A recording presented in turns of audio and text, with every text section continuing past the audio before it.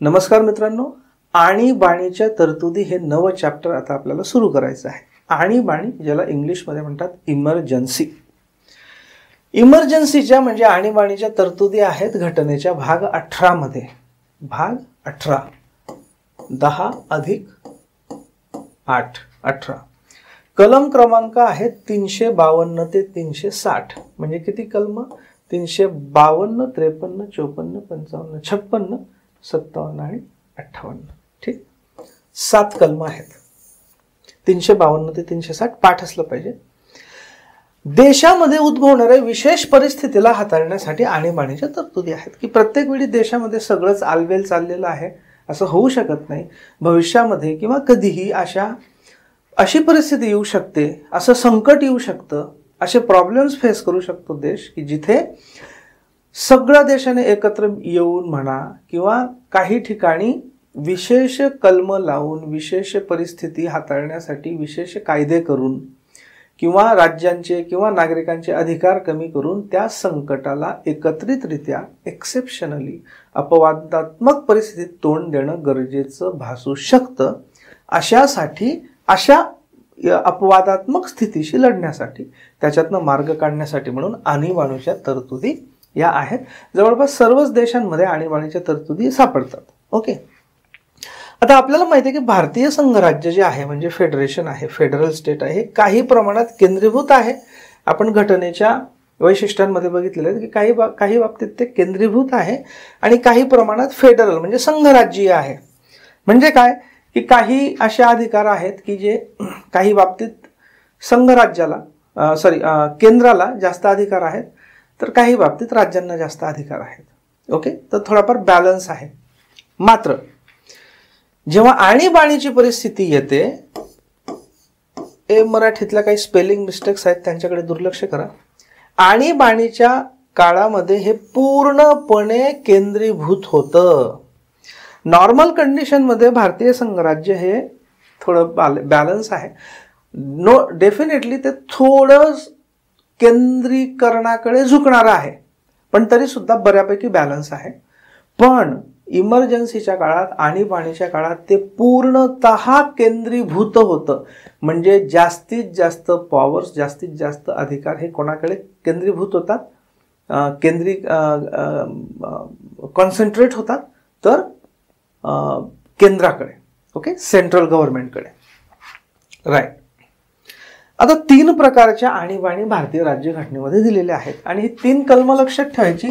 352 356 आणि 360. मी ज्यावेळी UPSCचा अभ्यास करायचो 352 तर लक्षात राहायचं आणि 352च्या पुढे +4 करायचे की पुढची कलम येतात. ओके, +4 सो 352 म्हणजे ज्या 3 प्रकारच्या आणीबाणी आहेत त्या. ओके, बाकी मधल्या कलमांमध्ये आणीबाणीशी संबंधितच इतर तरतुदी आहेत, पण ऍक्च्युअल 3 प्रकारच्या आणीबाणींचा जो उल्लेख आहे तो या 3 कलमांमध्ये आहे. 352 356 360. 352 अधिक 4 356 अधिक 4 360. Okay, right. 352 मधली जी आणीबाणी आहे तिला आपण म्हणतो राष्ट्रीय आणीबाणी. इंग्लिशमध्ये त्याला आपण म्हणतो नॅशनल इमर्जन्सी. राष्ट्रीय आणीबाणी किंवा नॅशनल इमर्जन्सी. 356 मध्ये जी आहे तिला वेगवेगळ्या नावांनी ओळखलं जातं. घटनात्मक आणीबाणी म्हणजे कॉन्स्टिट्यूशनल इमर्जन्सी किंवा राष्ट्रपती शासन किंवा राष्ट्रपती राजवट.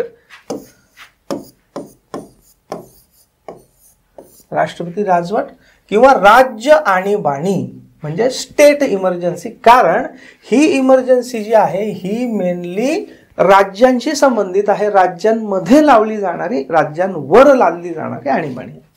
ही कशामध्ये? 356 मध्ये. आणि तिसरी आहे 360 मधली, ती म्हणजे आर्थिक आणीबाणी म्हणजे फायनान्शियल इमर्जन्सी. Okay, right. आता जी पहिली आणीबाणी आहे राष्ट्रीय आणीबाणी ही 3 कंडिशन मध्ये लावली जाते. या 3 कंडिशन आपण डिटेल एक बघणारच आहोत. इथे फक्त ओव्हरऑल आपण चार्ट बघतो आहोत. युद्ध, इंग्लिशमध्ये त्याला म्हणायचं वॉर, युद्ध किंवा परचक्र, त्यालाच आपण बाह्य आक्रमण म्हणतो. जी आपली भारत सरकारची वेबसाईट आहे की ज्याच्यावर ॲक्च्युअल कॉन्स्टिट्यूशन अवेलेबल आहे, तिथे वेगवेगळ्या भाषांमध्ये पण अवेलेबल आहे. त्याच्यातली जी मराठी भाषेतली आहे ऑफिशियल व्हर्जन जे आहे मराठी भाषेतलं वेबसाईटवर अवेलेबल असणारं भारत सरकारच्या वेबसाईटवर असणारं, त्याच्यामध्ये जो वर्ड आहे तो आहे परचक्र. परचक्र म्हणजे काय? कुठल्या तरी दुसऱ्या देशाचं आक्रमण. ओके, त्याला आपण बाह्य आक्रमण पण म्हणू शकतो. सो युद्ध, परचक्र किंवा सशस्त्र बंड. ओके, आता तुम्ही म्हणाल युद्ध आणि परचक्र याच्यामध्ये फरक काय? युद्ध हे पण तर दुसऱ्या देशाशीच होतं, परचक्र दुसऱ्या देशाशीच होतं. असं असतं की बऱ्याच वेळा युद्ध हे ऑफिशियली डिक्लेअर करावं लागतं. बऱ्याचदा बाह्य आक्रमण झालेलं असतं पण अजून देशाने युद्ध डिक्लेअर केलेलं नसतं. ओके, सो जेव्हा ऑफिशियली युद्ध डिक्लेअर केलं जातं त्याला आपण युद्ध म्हणायचं.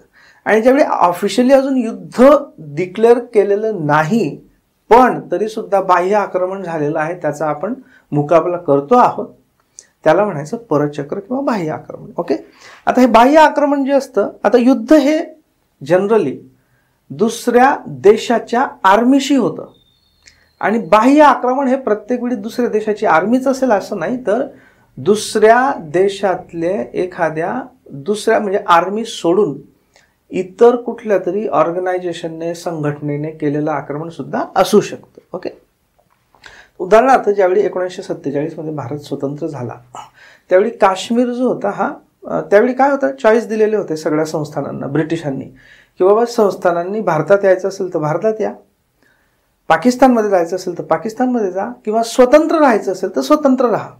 तर काश्मीरने स्वतंत्र राहायचा निर्णय घेतला होता. राजा हरिसिंग त्यावेळी होते. त्यावेळी काश्मीरवर काही सशस्त्र टोळ्यांनी आधी आक्रमण केलं, मग त्या टोळ्यांना पाकिस्तानच्या आर्मीचा सपोर्ट होता वगैरे वगैरे. पण आक्रमण कोणी केलं होतं?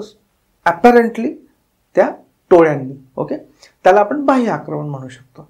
आणि नंतर ज्यावेळी मग राजा हरिसिंगांनी आपल्याकडे मदत मागितली, पंडित नेहरू आणि सरदार पटेल यांनी सांगितलं की तुम्ही आधी भारतात सहभागी व्हा, म्हणजे भारतात सामील व्हा, तुम्ही मर्ज करा काश्मीर भारतमध्ये, तरच आम्ही तुमच्या मदतीला येऊ. आणि मग त्या स्वाक्षऱ्या झाल्या, पाकिस्तान भारतात आला ऑफिशियली आणि मग भारतीय सैन्य तिथे लढायला गेलं. तर सुरुवातीला जे होतं ते काय होतं, ते आक्रमण होतं. Right, okay. सो बाह्य आक्रमण, युद्ध. तिसरं काय, सशस्त्र बंड. सशस्त्र बंड हे काय, देशाच्याच आतमध्ये, समजा देशाच्याच आतमध्ये एखादी संघटना असेल, एखादी ऑर्गनायझेशन असेल, एखादा ग्रुप असेल, त्या ग्रुपने जर बंड केलं, पण ते बंड कसं, सशस्त्र बंड. ओके, म्हणजे आर्म्ड रेबेलियन, त्याला इंग्लिशमध्ये जो वर्ड वापरलेला आहे आर्म्ड रेबेलियन. ओके, तर हे 3 आहेत. घटनात्मक आणीबाणी जी राज्यामध्ये लावली जाते ती कधी लावली जाते, जर राज्यामध्ये घटनात्मक व्यवस्था कोलमडली, म्हणजे काहीतरी अशी सिच्युएशन आली की घटनात्मक पद्धतीने त्या राज्याचं शासन चालवलं जाऊ शकत नाही. समजा एखाद्या राज्यामध्ये एक साधं एक्झाम्पल सांगतो. एखाद्या राज्यामध्ये निवडणूक झाली, कुठल्याच एका पक्षाला बहुमत मिळालं नाही, राज्यपालांनी 2-4 पक्षांना मिळून वगैरे काही कोएलिशन म्हणजे आघाडी सरकार स्थापन होऊ शकतं का वगैरे असाही ट्राय केला, ते पण पॉसिबल झालं नाही. समजा काळजीवाहू सरकार पण व्यवस्थित काम करू शकत नाही अशी परिस्थिती आहे आणि मग पुन्हा निवडणुका घ्याव्या लागणार आहेत, तर त्या निवडणुका होईपर्यंत जर काळजीवाहू सरकार पण फॉर्म करता येत नसेल आणि नवीन सरकार पण तयार करता येत नसेल आणि निवडणुकांना थोडा वेळ लागणार असेल, तर मधल्या काळामध्ये सरकार चालवायचं कसं, तर अशा वेळी आणीबाणी लादता येऊ शकते. अर्थात याच जेन्युइन कारणासाठी लावल्या गेल्या आहेत आणीबाणी असे नाही, अनेक त्याचे मिसयूज पण झालेले आहेत, ते आपण नंतर बघूच. पण एनिवे, घटनात्मक परिस्थिती कोलमडणे याचा एक एक्झाम्पल मी तुम्हाला सांगितलं. हे कशासाठी, घटनात्मक किंवा राज्य आणीबाणीसाठी. आणि तिसरं आर्थिक आणीबाणी, म्हणजे जर देशाचं आर्थिक स्थैर्य किंवा देशाची पत ही धोक्यात आली, आर्थिक स्थैर्य अशी काही सिच्युएशन क्रिएट झाली, जशी मध्यंतरी पाकिस्तानमध्ये श्रीलंकेमध्ये तयार झाली होती की आर्थिक स्थैर्यच धोक्यात आलेलं होतं. किंवा पत म्हणजे काय, क्रेडिट म्हणजे काय, आंतरराष्ट्रीय बाजारामध्ये आंतरराष्ट्रीय लेव्हलला कुठल्याही देशाची एक पत असते.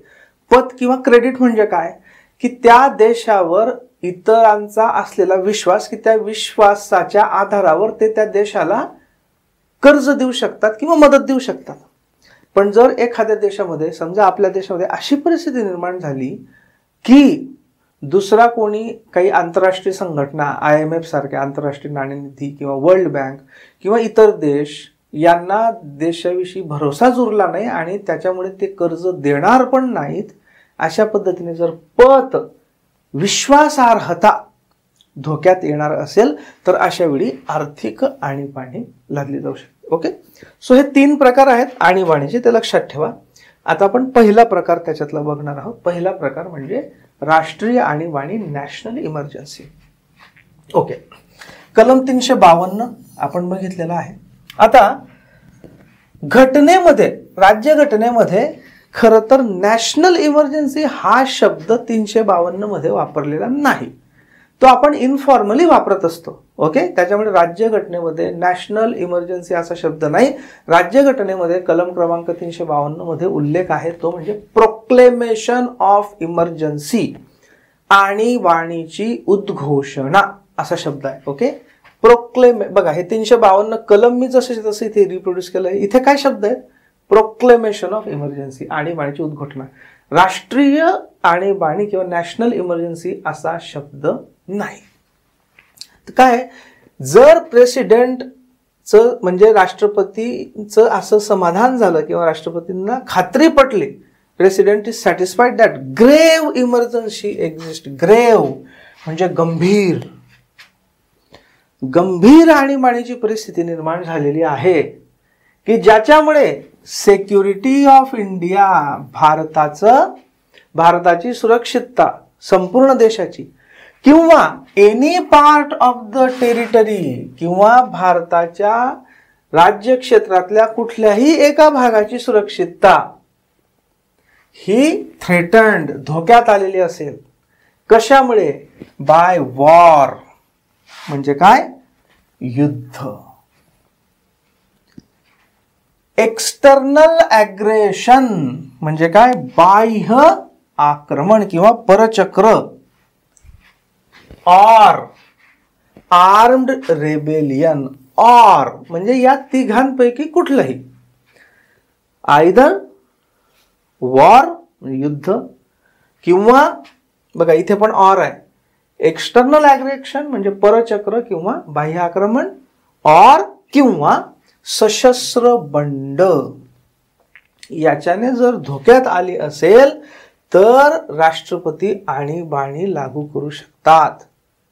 ओके, आता इथे बघा हे जे हा जो आर्म्ड रेबेलियन हा शब्द आहे, जेव्हा तुम्ही कायदा वाचताना किंवा घटना वाचताना एक वाचण्याची थोडीशी पद्धत तुम्हाला सांगून देतो मी. बघा हा जो आर्म्ड रेबेलियन हा शब्द आहे याला असं ब्रॅकेट केलेला आहे आणि याच्यावर असा छोटासा एक लिहिलेला आहे. मग हे एक म्हणजे काय तर ते खाली वाचायचं असतं. त्या एकचा सिग्निफिकन्स खाली दिलेला असतो. तर काय आहे एक म्हणजे? हा बघा हा एक इथे दिलेला आहे. एक म्हणजे काय तर substituted by the constitution 44th amendment act 1978. म्हणजे हा जो आर्म्ड रेबेलियन, सशस्त्र बंड किंवा सशस्त्र बंडाळी हा शब्द 44वी घटना दुरुस्ती 1978 ने टाकण्यात आलेला आहे. सबस्टिट्यूट म्हणजे काय की इथे दुसरा कुठला तरी शब्द होता त्याला काढून त्याच्या जागी आर्म्ड रेबेलियन हा शब्द सबस्टिट्यूट केलेला आहे. नवीन नाही टाकलेला. एक शब्द होता तो काढला आणि हा टाकला. मग आर्म्ड रेबेलियन हा सबस्टिट्यूट केलेला आहे म्हणजे एक काढून दुसरा टाकलेला आहे. तर मग आधी कोणता होता? तर आधी होता फॉर इंटरनल डिस्टर्बन्स. म्हणजे आधी कोणता शब्द होता? 44वी घटना दुरुस्ती 1978च्या आधी जो शब्द होता तो होता इंटरनल डिस्टर्बन्स. लक्षात ठेवायचं, विसरायचं नाही. 1978 मधल्या 44व्या घटना दुरुस्तीच्या आधी शब्द होता इंटरनल डिस्टर्बन्स म्हणजे अंतर्गत अशांतता. आणि 44वी घटना दुरुस्ती 1978 ने तो शब्द काढण्यात आला आणि त्याच्या जागेवर शब्द टाकण्यात आला आर्म्ड रेबेलियन म्हणजे सशस्त्र बंड. ओके, पाठच पाहिजे हे. राईट,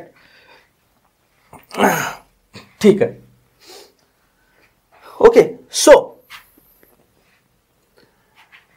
तर हे डिक्लेअर करू शकता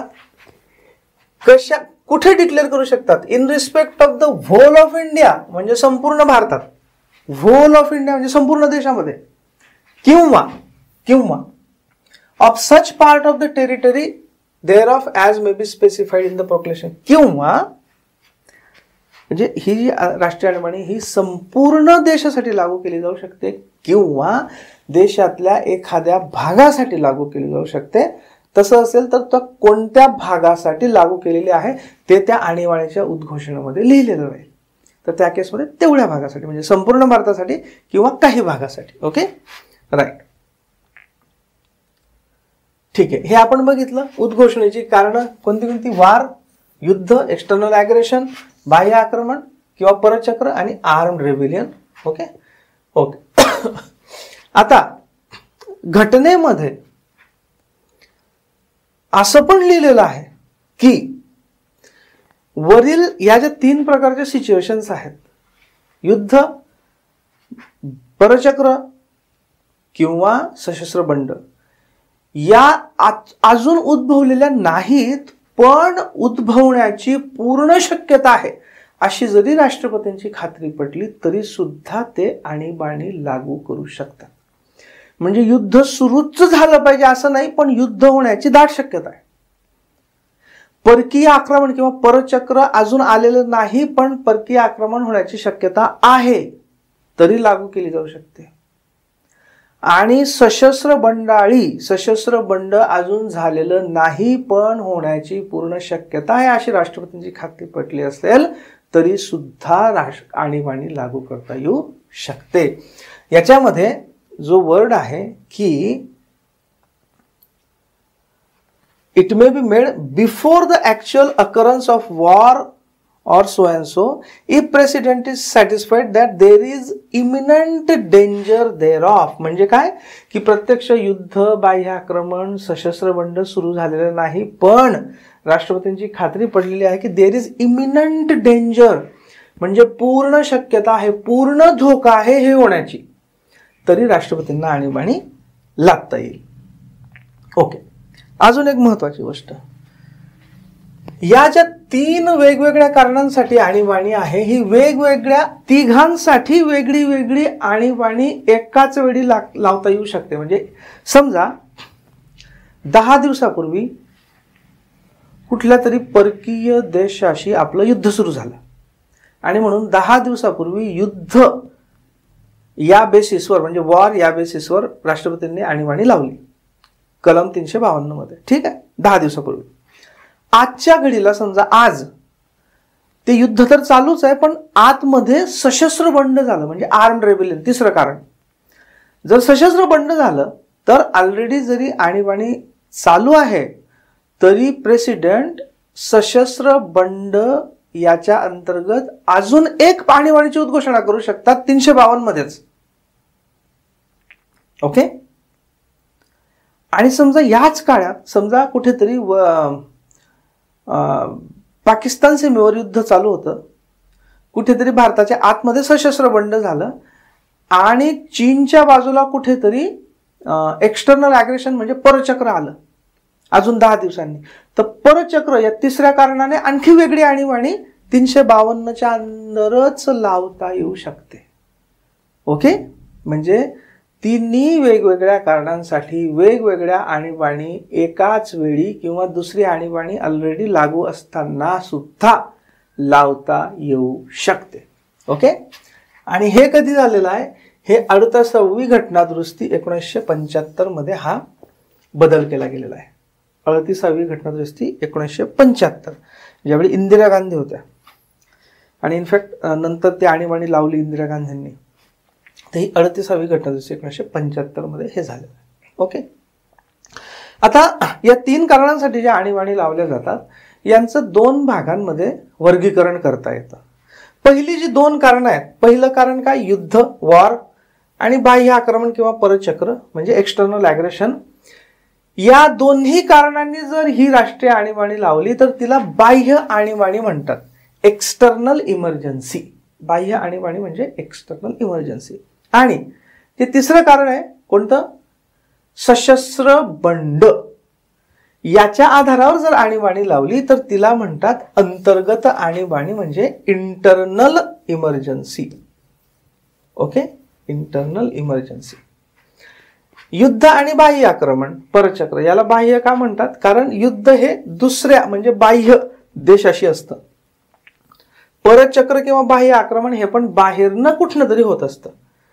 पण जी सशस्त्र बंड असतं हे देशाच्या आतच होत असतं, म्हणून ते अंतर्गत आणीबाणी या पद्धतीने. ओके, ठीक आहे. 42वी घटना दुरुस्ती 1976 मध्ये असा बदल करण्यात आला की संपूर्ण देशासाठीच नव्हे तर देशातल्या काही भागासाठी सुद्धा आणीबाणी लावता येऊ शकते. म्हणजे संपूर्ण देशासाठीच नाही तर, बघा इथे तुम्हाला दाखवतो मी.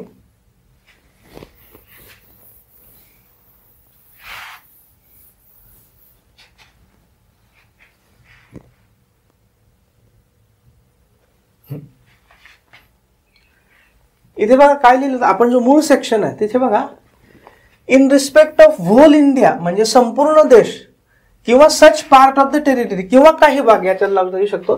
तर इथे बघा तुम्ही जर बघितलं असेल इथे हा 2 आकडा लिहिलेला आहे, म्हणजे हे कधीतरी नंतर टाकण्यात आले किंवा सबस्टिट्यूट करण्यात असेल तर हे 2चं एक्सप्लेनेशन इथे दिलेलं असतं खाली तळटीप म्हणून. ओके, तर काय लिहिलंय? Inserted by the constitution 42nd amendment 1976. म्हणजे 42वी घटना दुरुस्ती 1976 ने हे टाकण्यात आलं की संपूर्ण देशासाठी किंवा देशातल्या काही भागासाठी सुद्धा लावता येऊ शकतं. इथे काय लिहिलंय बघा, INS बाय म्हणजे इन्सर्टेड बाय, म्हणजे हे इथे आधी काहीच नव्हतं, हे टाकलं नवीन.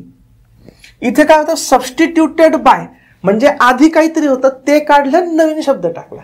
आणि इन्सर्टेड बाय म्हणजे तिथे हा शब्द हे नव्हतंच, पूर्ण भारत किंवा त्याचा काही भाग हे नव्याने टाकण्यात आलं. Okay, right. सो 42वी घटना दुरुस्ती 1976 ने हे संपूर्ण देशासाठी किंवा त्याच्या काही पार्टसाठी लावता येऊ शकते. हे आपण बघितलं. मूळ राज्यघटनेमध्ये काय शब्द होता? अंतर्गत अशांतता, इंटरनल डिस्टर्बन्स, बरोबर. तर ते 44वी घटना दुरुस्ती 1978. आता एक लक्षात ठेवायचा, 42वी घटना दुरुस्ती होती ही इंदिरा गांधींच्या काळातली होती आणि 44वी घटना दुरुस्ती होती ही जनता दलाच्या काळातली होती. एवढं लक्षात ठेवा. म्हणजे या आणि मध्ये काय होती? आणीबाणी होती. सो 38वी घटना दुरुस्ती ही आणीबाणीच्या आधीची आहे. 42वी घटना दुरुस्ती आणीबाणीच्या काळातली आहे.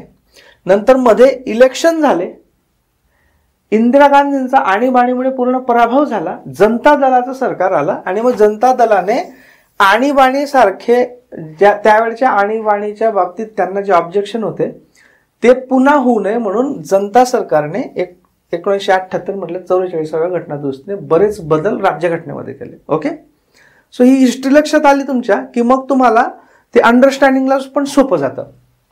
तर मूळ राज्यघटनेमध्ये ते अंतर्गत शांतता, 44व्या घटना दुरुस्तीने तो शब्द काढून टाकण्यात आला, सशस्त्र बंड टाकण्यात आला.